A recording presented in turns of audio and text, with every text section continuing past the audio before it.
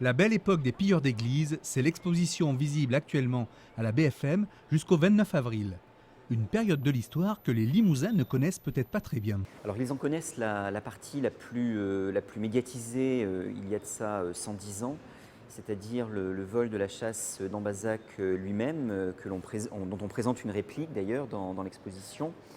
Et ils avaient conservé la mémoire d'un fait divers, d'un vol commis par une bande de pieds nickelés. On a souhaité faire un travail archivistique à partir des dossiers d'assises, à partir du travail sur la presse, à partir également de l'ensemble des cartes postales, des photos, de toutes les données, les dessins de presse.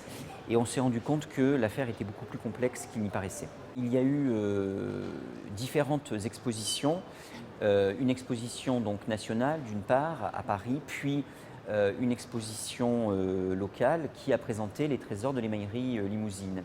On rend visible, on rend accessible au public, on médiatise ces trésors et ces pièces ont une valeur véritablement très importante puisque, je parlais tout à l'heure du buste de Saint-Thirier, j'ai parlé aussi de la chasse d'Ambazac, c'est des pièces qui valent entre 200 et 300 000 francs or de l'époque, c'est-à-dire que c'est des pièces qui aujourd'hui vaudraient ou valent entre 4 et 6 millions d'euros.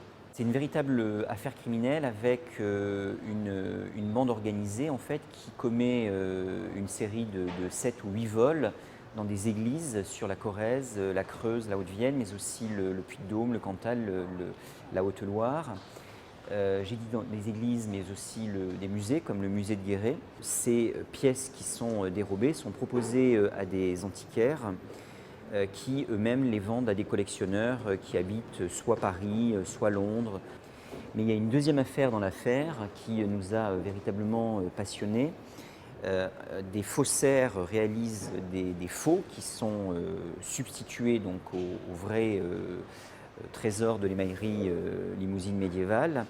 Et les vraies pièces sont vendues cette fois-ci à de très riches collectionneurs principalement américains.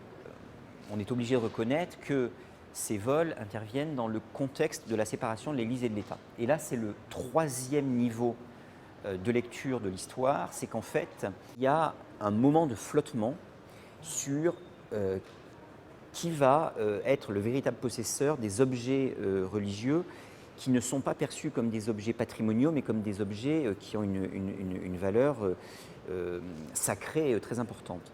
Et nous émettons l'hypothèse, que nous validons, que les faussaires ont profité de ce moment de flottement pour aller trouver certains prêtres, certains curés, on va dire réfractaires à l'idée que leur bien leur soit saisi, et ils vont leur proposer un accord qu'on pourrait qualifier de gagnant-gagnant, leur disant voilà, on vous propose un faux, personne n'y verra que tout le monde n'y verra que du feu, en vous donnant plus de l'argent pour vous dédommager.